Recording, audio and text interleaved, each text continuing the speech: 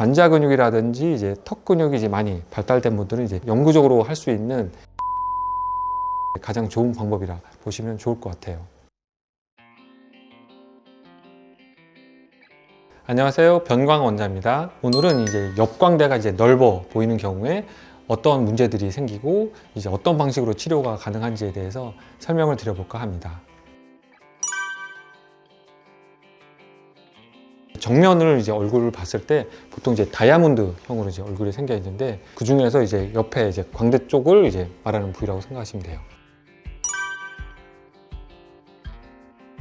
보통 이제 옆광대를 이제 이루는 것들에 대해서 알아보셔야 되는데 가장 아래쪽에는 이제 뼈 조직이 있고 그 위에 이제 지방 조직들이 이제 분포하고 있고 지방 둘레로 해가지고 위쪽은 이제 관자 근육이 있고 아래쪽에는 이제 교근 근육이 이렇게 있거든요. 그래서 태어날 때 뼈가 커서 이제 광대가 커 보일 수도 있고 지방층이 너무 두꺼워서 그런 경우도 생기고 저작 활동을 너무 많이 하는 경우에는 관자 근육이라든지 아니면 턱 근육이 커져서 이제 옆광대가 커 보이는 경우가 발생을 하거든요. 그래서 이런 경우에 광대 부위 자체가 이제 넓게 보이다 보니까 좌우 폭도 넓어 보이지만 이에 비례해서 중안부도 많이 길어 보이는 효과가 보인다. 이렇게 보시면 좋을 것 같아요.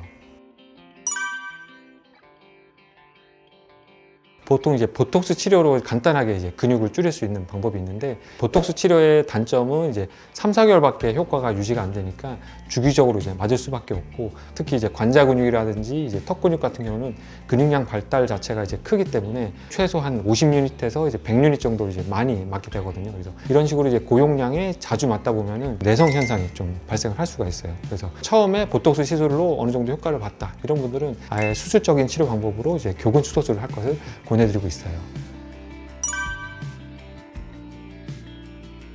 마사지라든지 아니면 진짜 이제 경락원에 가가지고 마사지를 받는 분들이 계신데 일시적으로 이런 이제 붓기가 잠깐 빠지는 효과는 분명히 볼 수가 있는데 지속적으로 계속 이제 광대 부위가 이제 줄어든다 이제 그렇게 보기는 이제 힘들다고 보거든요. 그래서 장기적으로 좀 큰 효과를 보고 싶다. 그러면 이제 다른 치료 방법을 고려해 보는 게 좋아요. 첫 번째 뼈가 많이 커 보이는 분들은 당연히 이제 광대뼈 축소술 하는 게 제일 좋은데 대부분 환자들이 제일 이제 무서워하는 게 이제 뼈 수술이다 보니까 첫 번째 치료 방법으로 이제 뼈를 이제 뭐 접근한다.